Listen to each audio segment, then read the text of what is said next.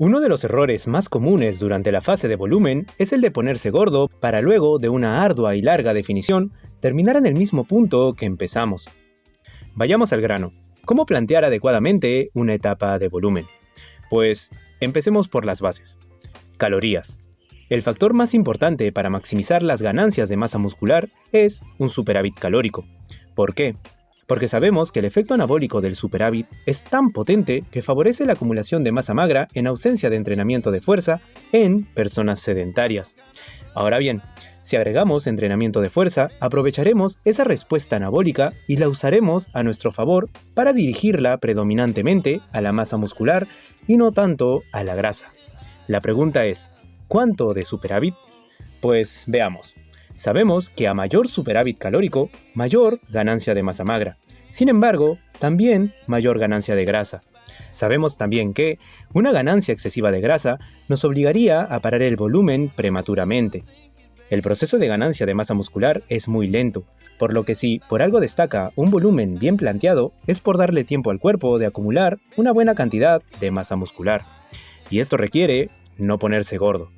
Por tanto, para una buena etapa de volumen necesitamos un superávit lo suficientemente pronunciado para maximizar la ganancia de masa muscular y lo suficientemente conservador para limitar la ganancia de grasa y alargar esta fase lo máximo posible.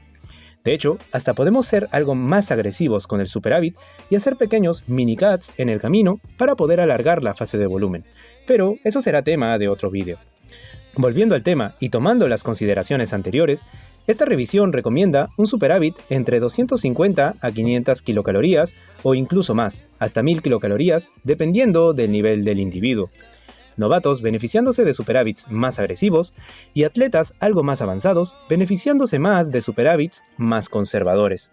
Sin embargo, y enteramente desde mi postura, considero que, en pos de limitar la ganancia de grasa y alargar la fase de volumen lo máximo posible, un superávit conservador entre 200 a 400 kilocalorías sería suficiente. Dicho esto, de acuerdo a esta revisión, el superávit calórico deberá ser aquel que permita una ganancia de peso del 0.25 a 0.5% del peso corporal por semana, por lo que podemos armar un calendario de pesos corporales a alcanzar. Atletas más novatos pueden hacer su calendario en base a la ganancia de 0.5% semanal y los más avanzados en base al 0.25%. Puedes tomar los valores absolutos 200 a 400 kilocalorías como punto de partida e ir ajustando la ingesta de acuerdo a tu ritmo de ganancia. Composición del superávit. Sobre la proteína. La variable más importante es la ingesta proteica total. Para esto, una ingesta total a apuntar durante el volumen puede ser de 1.6 gramos por kilo de peso corporal para maximizar la hipertrofia muscular. Una mayor ingesta probablemente no se traduzca en mayores beneficios. Sin embargo, un superávit a base de proteína, aunque no tengan mayor beneficio en términos de ganancia de masa muscular, podrían tener beneficios a nivel de limitar la ganancia de grasa. De hecho, superávits calóricos a base de proteína presentan la misma ganancia de masa magra que superávits calóricos a base de otros macronutrientes, pero sin ganancia adicional de grasa. Esta ventaja se atribuiría al efecto saciante de la proteína, haciendo que los sujetos disminuyan el superávit calórico inconscientemente y por tanto limiten sus ganancias de grasa.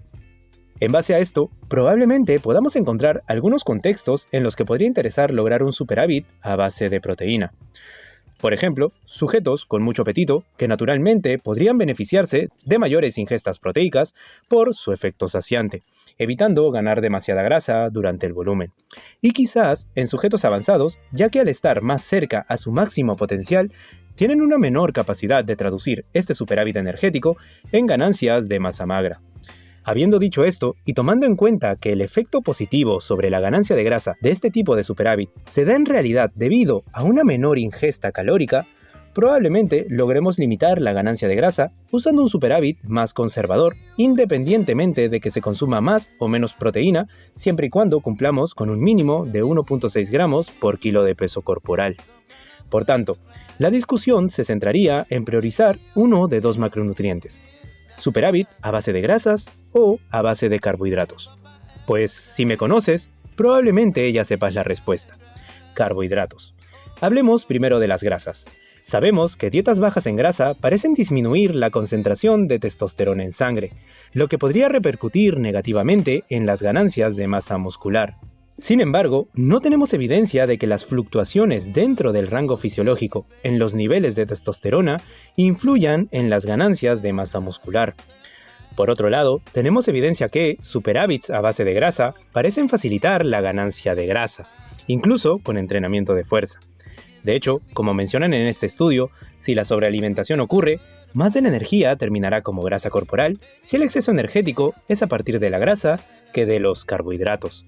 Y, por si fuera poco, si tuviésemos una ingesta muy alta de grasa, tanto que desplace la ingesta de carbohidratos, se podría limitar la resíntesis de glucógeno, represión de ATP, limitar la contractilidad muscular y perjudicar el rendimiento en actividades de alta intensidad, como lo es el entrenamiento con pesas.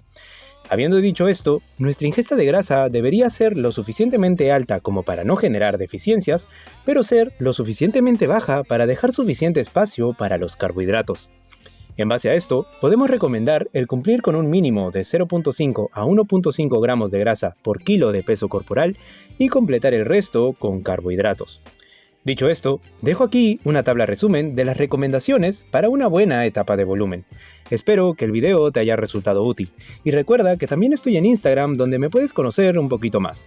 Conmigo será hasta el siguiente video.